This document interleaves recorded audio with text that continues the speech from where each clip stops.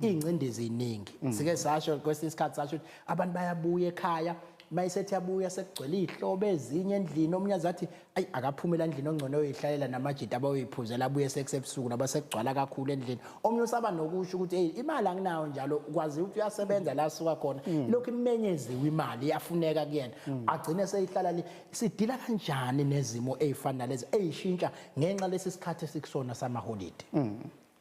kukhona isaying ngokwesingisi engifuna ukisho la absolutely ukuthi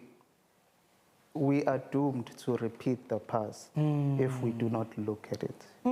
uyayibona leyo nto so into engizama ukisho ukuthi asikho sodwa mayelana nalesimo lesi sama finances asekhaya so mase usubona ukuthi kukhona ipressure eningi ziningi izinto eziexpectiwe of wena ezindoda khuluma nabasekhaya abadala omalume khuluma nabobaba uyabo ungaboni ukuthi ke manje umzali udinga lokho uyabo inisi yami idinga lokho ingane yami ekhaya idinga lokho unkosikazi udinga lokho ngizoyibheka kanjani zonke lezo zimo ngingedwa ngumuntu